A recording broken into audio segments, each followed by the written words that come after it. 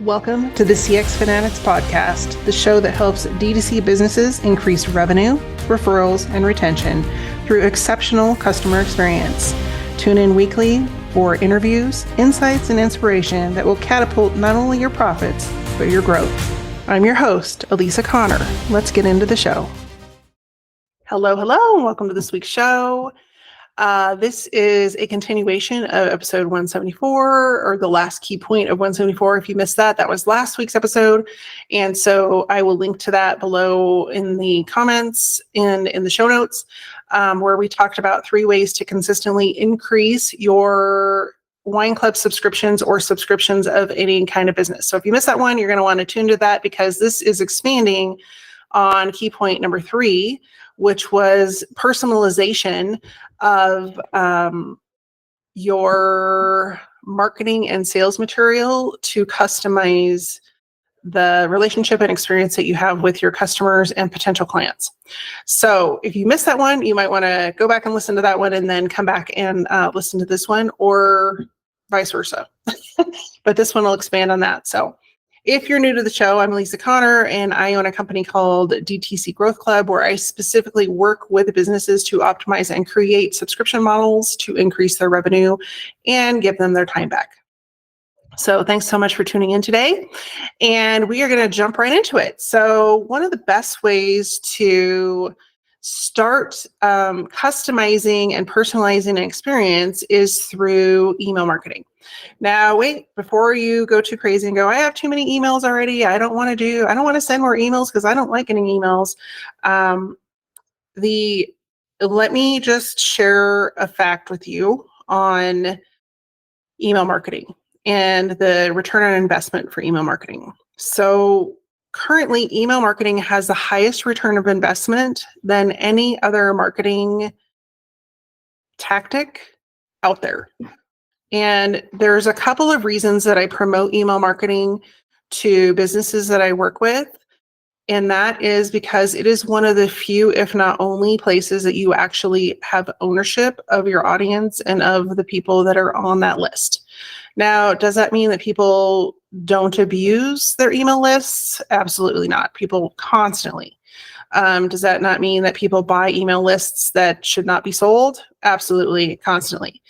But when email marketing is done well and done right, and you're trying to create a personalized experience, it can not only significantly increase your sales and revenue, but it can also significantly increase the amount of referrals and retention that you have with your clients, because you're taking the time to build a relationship with them over time, not sending them constant sales emails. Just read that between the lines. And so, of course, email and personalizing email interactions and the capabilities to do this are so high at this point, and yet people are so often not taking advantage of them. And so I have always been a huge proponent of email marketing and the potential that it has for businesses. So if you're struggling with retention, this is where I'm going to tell you to spend some time. If you're struggling with leads or getting people enrolled or engaged with your subscription or your wine club membership, this is where you need to start. Because chances are, a couple of things that I have experienced in the industry, specifically the wine industry, and I'm not even going to specifically the wine industry, but I'm going to say most subscription models struggle with this as well. It's typically, this is what happens. You will go and purchase a product, and then they will either pitch you the subscription model right along with the product. And I'm telling you right now that if nobody's bought your product and they haven't tried it, they're not going to sign up for a subscription. They're just not. And if they do, that's like the needle in a haystack. Like, the majority of people are not going to do that because they don't know if they can trust you. They don't know if they like the product. And so the companies that do that are putting themselves at a disadvantage, because they are already negating any kind of trust that you might be building with their brand, because they're just making the assumption that you want to subscribe. And you can't assume that. Now, a better way to do that would be to follow up with the people that purchase from you and see how they're doing, how the product is lasting. And if you do have a product that is consumable, then use a reasonable gauge for how long it will take someone to get through that first initial product. A week, 2 weeks, 3 weeks, I don't know. It depends on the product. And then follow up with them.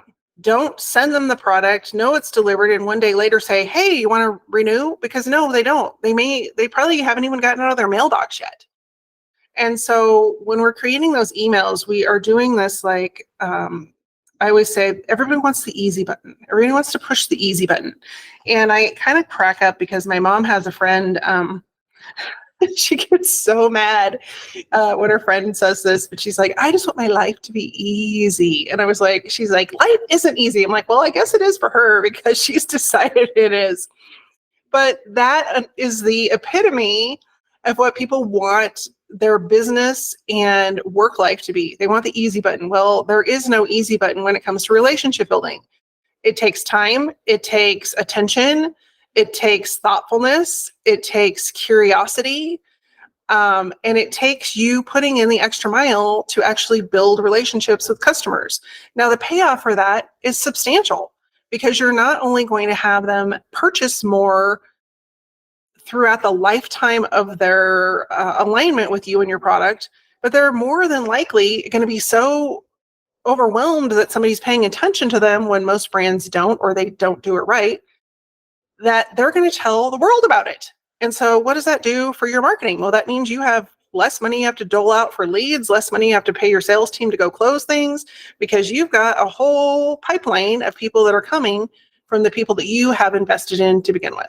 And then when you invest in their friends and family, the same way that you invested in them, it just amplifies.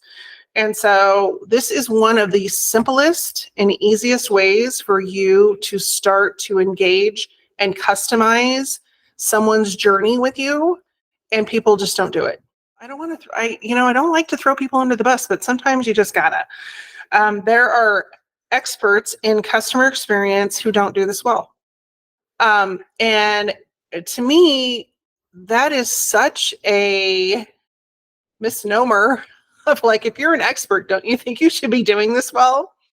And an example is this past summer, I signed up for a kind of state of the industry event. And it was like multiple webinars from different experts in customer experience. And the content was, for the most part, mediocre. There was one presentation that was really, really good. The rest were kind of meh. But the kicker is like, I didn't get one reminder. I didn't get one email. I didn't say, hey, remember to put this on your calendar. Hey, we're going to meet. Like, there was no follow-up. And to me, I was like, if you're wanting me to become a customer and get your certification on customer experience, don't you think you should have this shiitake figured out? And they don't. And so if you want one way to differentiate yourself in the marketplace and to start to build and customize relationships and personalize the way that your brand interacts, it's going to be email. And I would say it trumps text marketing, because texts are, the way that I look at text marketing is it's quick, fast, easy, and it's not as in depth as you can get with an email. Like if you send a text, especially to Gen Z, that's longer than like 4 words, they're just going to delete it and not read it. I'm telling you right now, I have 3 Gen Z kids and they're like, yeah, way too long. Don't have time for this. But if you send an email, it's much more likely that they're going to actually read through that, get the information, and especially in a business setting or a professional setting. And so here are some ways that you can personalize those email interactions. Number one, you can personalize the subject line. I don't know if you know that, but you can add a name field into the subject line. I wouldn't overuse this, but it is a nice touch, and a lot of people aren't doing that. And then always, always, always, you want to somehow personalize the introduction of that email. Don't have it be to ma'am or sir, or you know what I mean? Like, put their name in there. It's not that hard. And if you haven't figured that out, like, we need to get on a call because this is simple stuff. And then like the other piece of that is like not only customizing within the message, with, specific examples that relate to them or to their purchase or to your interactions with them. And there's ways to track this. I'm not going to go into the details of like figuring out every little thing that you can track about a customer or about an experience that someone has with you, even before they're a customer, but there are ways to do that. But tracking that information empowers you to then go back and send them specific content based on their self-qualifying interests and the things that they have shared with you about what they're interested in. And so let's put this into a specific example. If you sell flowers and you send out a Valentine's Day email all about the benefits of pink roses and why they're superior to red roses for Valentine's Day and the meaning behind them and how many people buy pink roses and why they're the new it flower for Valentine's Day versus red roses. And you have in there, like, if you want to learn more about pink roses that are grown in your neck of the woods, click this link and we have this article. Well, number one, they have told you two things if they click that link. One, they've read your email. Two, actually three things. Two, they like pink roses because they want to go learn more about them. And three, they want to know about pink roses in their area. So you've gathered three pieces of information. Chances are, if you're like most businesses, you've done nothing with those three pieces of information.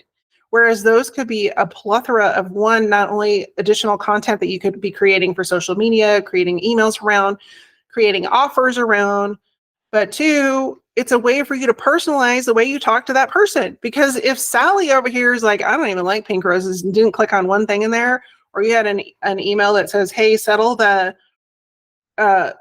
debate. Are you a team pink, team red? And she chose team red, then you better not send her one more damn email about pink roses because she likes red ones.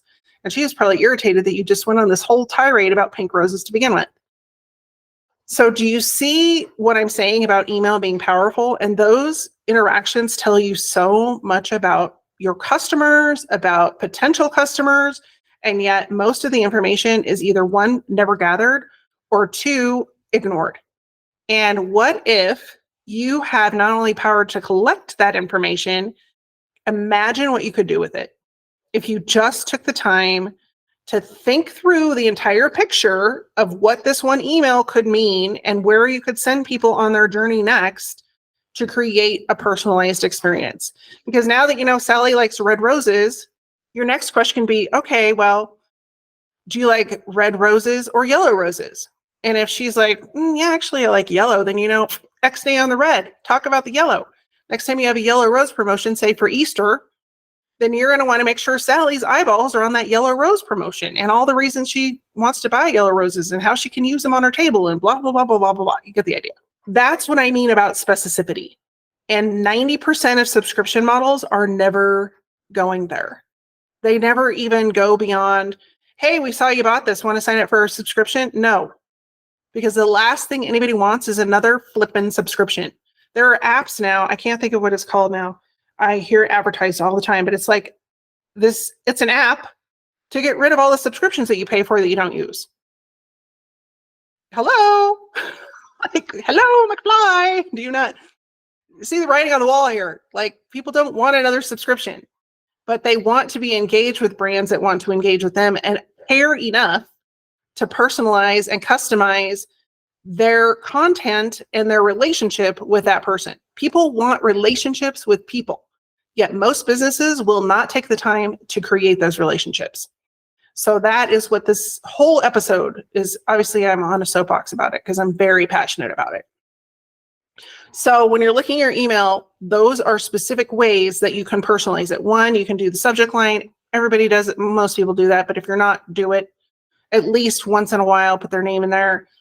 And do not send an email that's like, hey, Sally, buy this next bottle of soap. Like, get creative, people. Come on, get outside the box. You don't have to be selling all the time. You can create value. And then, when you get really specific in there, you can get really specific about the kind of content you're sending to people and send them on a journey that is meant for them and not just anyone. So number two, the second way that you can personalize experiences is through social media. How many times do you see a social media post? I see this all the time where, especially on Instagram, I see this all the time where people will say, click the link, or they'll put a link in their description, or they'll say, click the link in their bio to send them to whatever. And then you have to go and hunt for the link. And that's not a personalized experience. And most people are not going to take the time to do that, especially if you go, and I see this a lot with businesses where they'll have like 25 links listed in their bio. It's like, number one, I don't want to even read through all these damn links. And two, this isn't getting me to where I want to go. Or another one, this is so annoying. And it happens all the time. If you go to Instagram and you're watching a reel and it's a recipe reel, who has gotten sucked into those recipe reels? Please raise your hand. Tell me I'm not alone.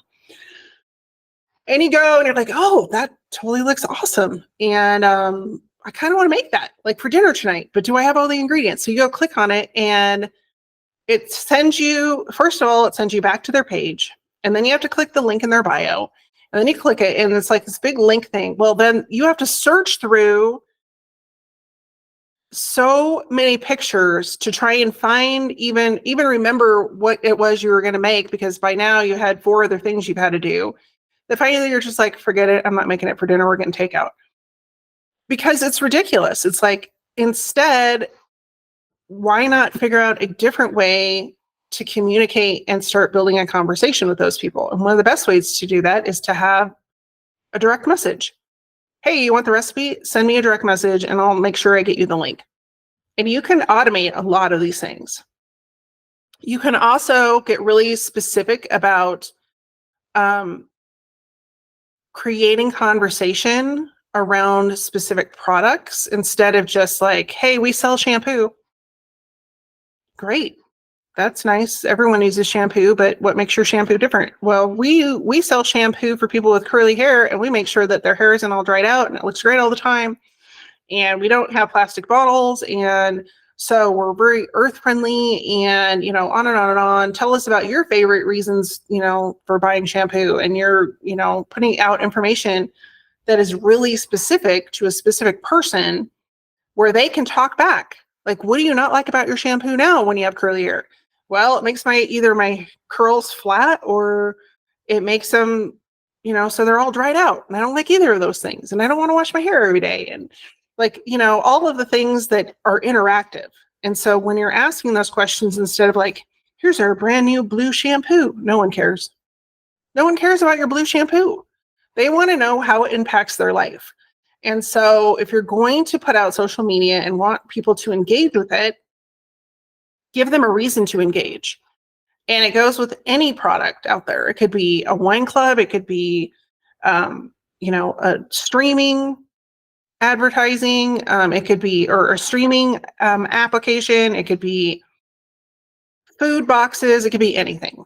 And so the takeaways for social media on this, if you're going to try and personalize an experience, is 1, make it easy for the consumer, and 2, to get what they want, and 2, involve them in the conversation. Don't just talk at them, talk with them.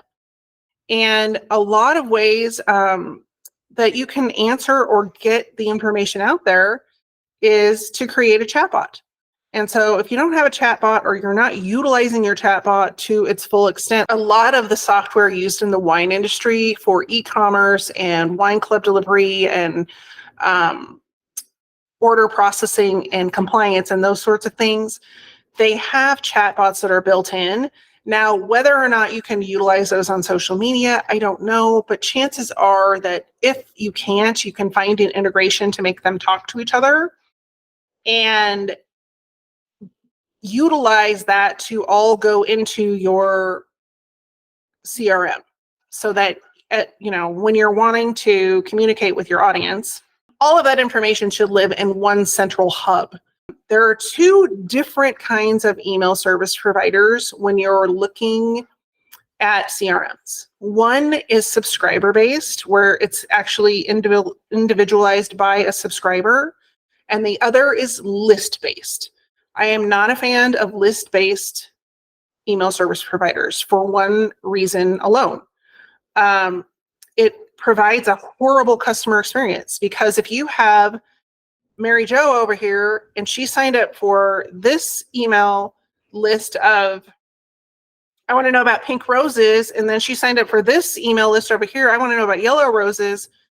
The system doesn't say Mary Jo likes pink and yellow roses.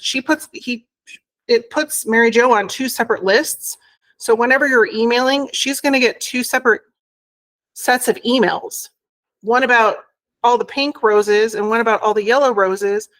And that's a lot of emails for one person. Whereas if you have a subscriber based, like Convertkit, for example, Mary Jo is your person. And then you can tag Mary Jo and say, well, Mary Jo likes pink and she likes yellow. And so then Mary Jo, if you're running a promotion on pink roses, she'll get an email about pink roses. If you're running a promotion about a different color of roses that's not a tag for her, she's not going to get those emails because she hasn't displayed interest in those roses. Whereas if you're only running a promotion on yellow roses, she's not going to get the yellow and the pink. She's only going to get one set of emails. And so this is a lot of information, but do not mean to go down this rabbit hole, but a subscriber-based system ensures that your subscribers are getting the personalized and customized information that they have told you that they're interested in versus getting it twice or not getting it at all, or even worse, because Mary Jo's on these two separate lists, you're now paying MailChimp or whoever twice because she's showing up as a separate subscriber on each list. And that can end up costing you lots and lots of money depending on how big your email list is. So lots of reasons to not go with a system that is list-based versus subscriber-based unless you really know what you're doing and you can move those people automatically into one central hub. And most people don't.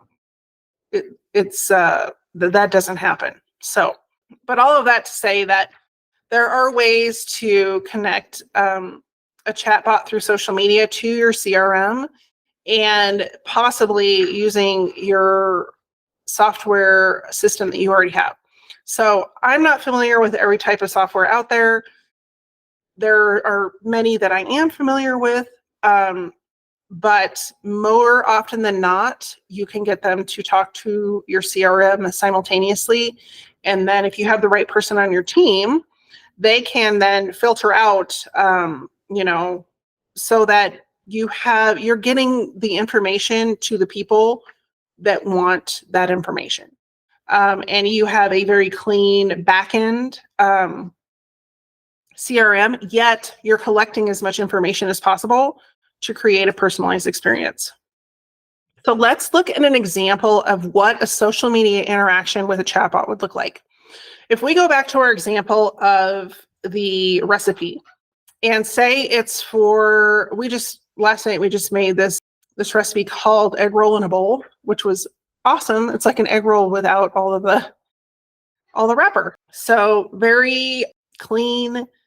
Of course, I changed it up because I have no ability to make a recipe without changing it. It's I don't know, a curse or a blessing. I don't know which, but so it was a very clean recipe, very low on carbs. But long story short is if I went and found this recipe and it was on Instagram and they did a reel, what they could put is like, send us a message or leave a comment or whatever that says egg roll in a bowl and we'll send you the recipe. And so what that would do is open up a chatbot that automatically is triggered by egg roll in a bowl comment or anything like it. And then it would put them through an automation where you would send them the recipe. And then it gives you the opportunity to continue to have a conversation with them in their messages through the chatbot when you have similar recipes, or if you want to tell them about, your affiliate link with the chopstick company or that's running a promotion or whatever it might be. I don't know. I'm just flying by the seat of my pants on this example, but you get the idea. And then you also have the opportunity over there to offer them the option to be part of your mailing list or to join you on an upcoming cooking class, or I don't know, whatever it is that you have coming up that you've strategized for the next piece of your business. And so that is just one example of how you can not only use a direct message where you're having a conversation and you're doing it one-on-one, or you're using a chatbot to deliver that recipe so they're not having to go search through multiple links and click on a bunch of things and try to find the picture, and then they just finally give up.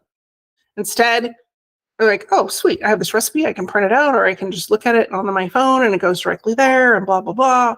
And then, it works both ways and you can start to have that conversation. And then the next time you have a similar recipe, maybe you reach out and go, hey, you might have missed this one, but now we have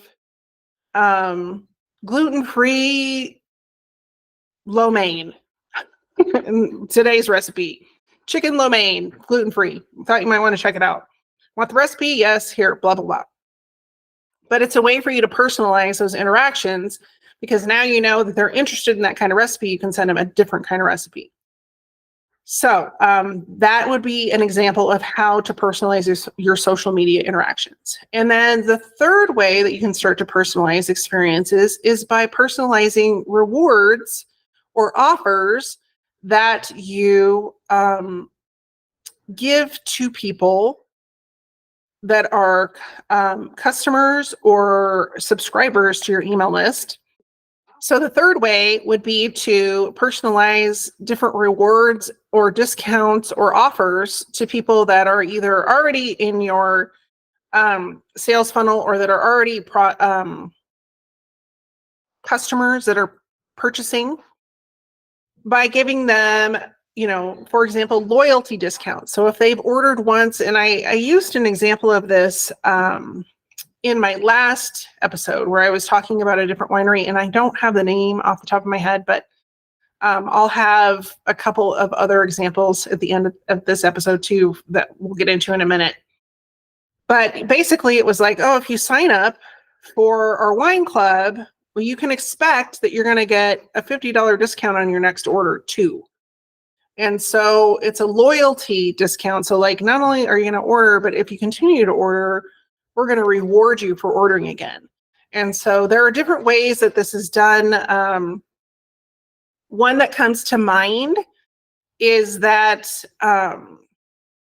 in the stamping world, I know I talk a lot about the crafting world, but it's just they do such a great job. And some companies do a really great job with this.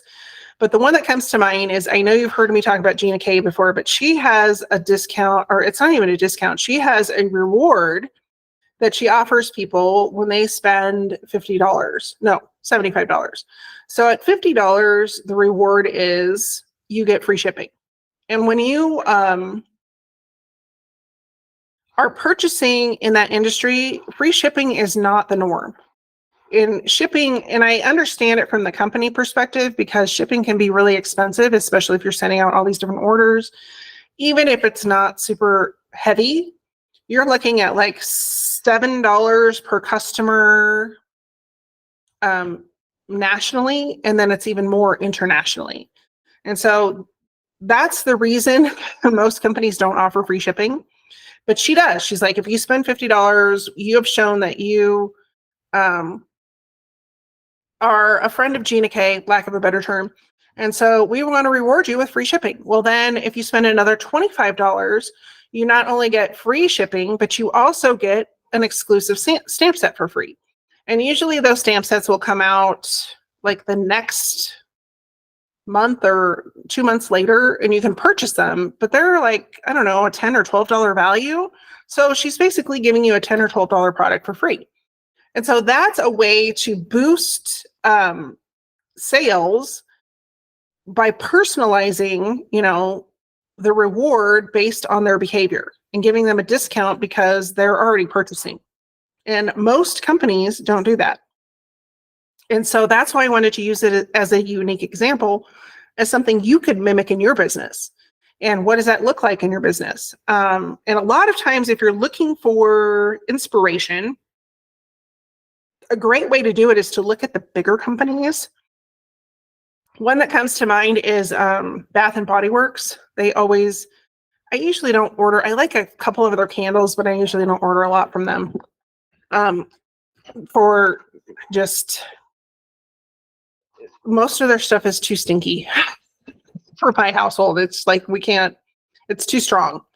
Nothing against them if you love them, but most of their scents are just too strong for me. But they do a really great job of creating additional sales, generating additional sales, and also delivering loyalty discounts and promotional offers, as well as Kohl's. Kohl's is another one. I'm sure you've heard of Kohl's Cash. Well, that's a loyalty discount. It's, you've purchased, here's your Kohl's Cash. I just ordered some stuff for Christmas gifts today for my mom and my aunt, and sure enough, got an email afterwards, here's your $20 worth of Kohl's Cash. Well, what does that get you to do? Get you to go back when the Kohl's Cash is valid and purchase more stuff. And so that is a really brief example of a loyalty discount, and how can you mimic that in your own business so you're driving people back and you're personalizing their experience with your company.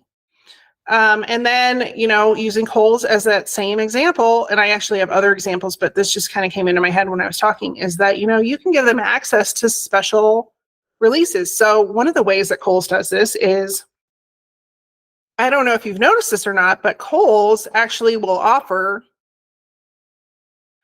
two different types of discounts. One is for people that use their credit card, and one is for people that use a different payment type. And so they are giving people an additional discount to use their credit card. And a lot of companies do this, but you could create a special access to, say, a special release product. So for example, if you're a winery and you have a special vintage that you're releasing, you can personalize that. Say it's a special white blend or white wine release. And you want to offer that only to people that have purchased white wine in the past, or people that are wine club members. And so you create a special release only for those people. And then if it goes well, then you can expand it out to the rest of, your audience or the public, or however you want to promote that.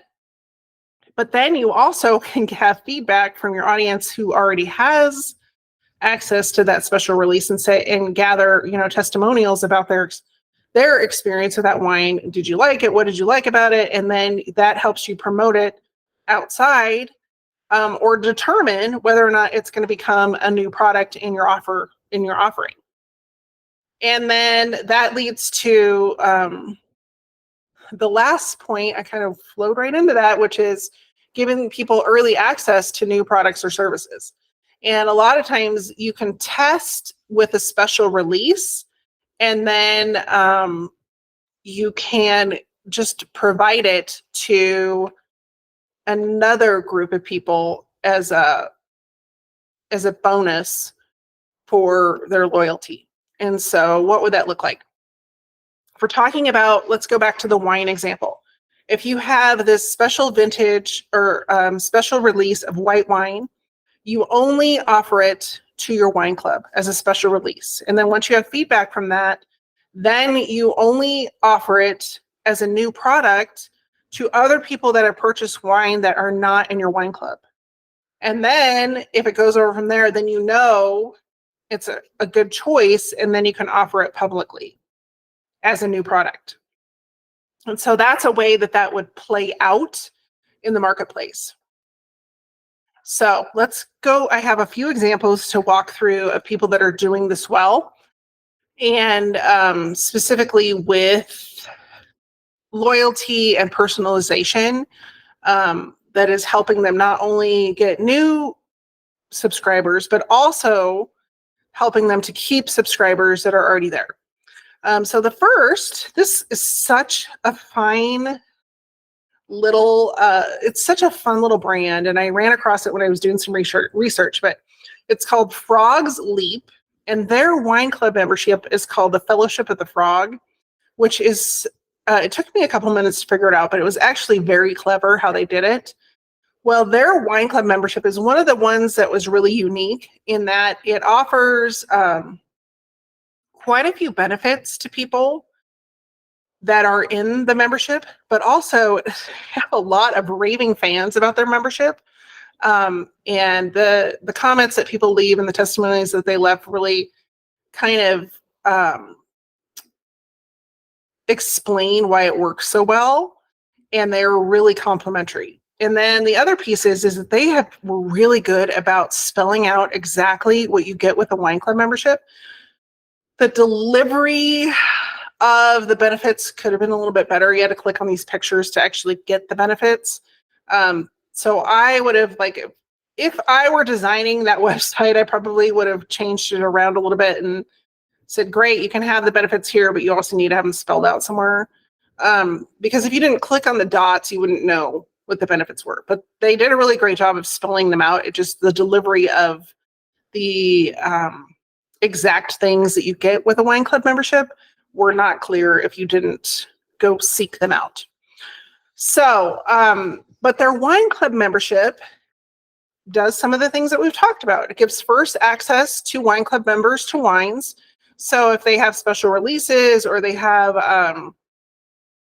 a new vintage that's out, their wine club members get first dibs, which they should, because they're the ones that are in the system as like, hey, we're your raving fans and we love your wine and we've signed up for this membership. So we trust in you and we trust that you're going to take care of us. They also get wine discounts and preferred shipping, which is really nice. It's kind of going back to what Gina K does. Like she provides better shipping or free shipping to people for that are part of her loyalty program. They get member-only events, and they also get a little bonus in their shipments that they just kind of refer to it as a surprise. And then they also give them a couple of in-person wine experiences throughout the year. So if they want to come to the winery and have a tour and visit and all those things, then they get complimentary access for, I think it's twice a year is what it said. So there are a lot of benefits to becoming part of their wine membership, and they've done a really great job of spelling those out. So that's, again, going back to the previous episode. If you missed that, go dive into that. It was number 174.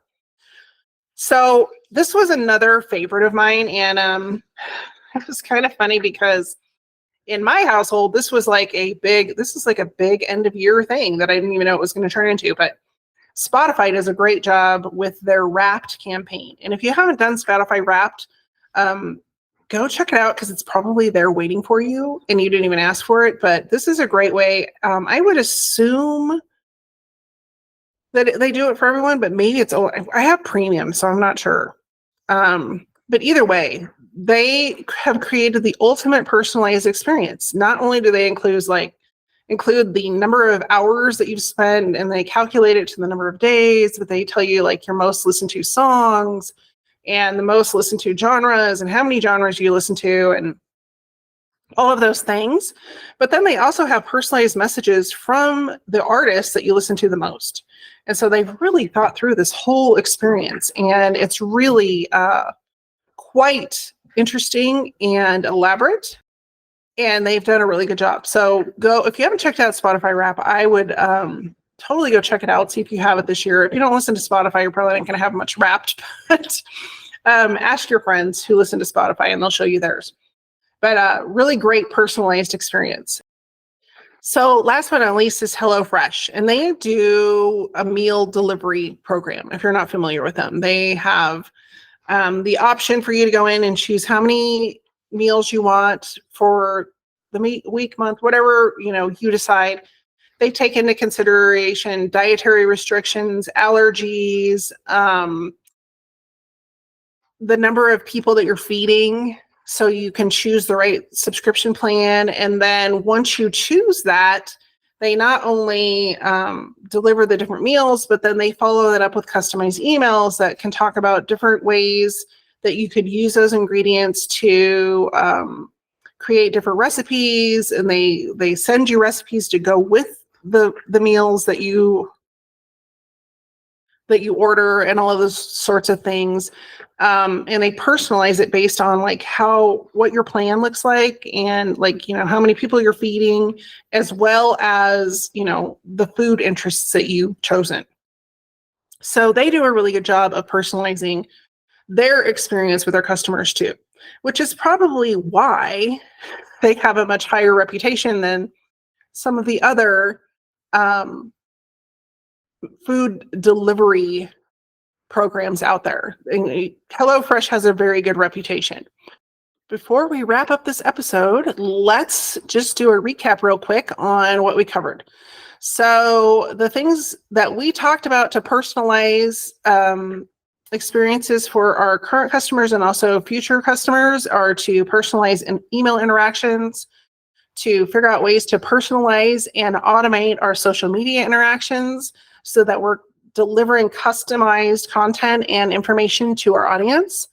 And then last but not least is to personalize our rewards and loyalty programs. So if you've enjoyed this episode, I would love for you to share it with a friend and hopefully they would get some benefits. Leave a comment below if there's something that stood out to you and that you're going to implement right away.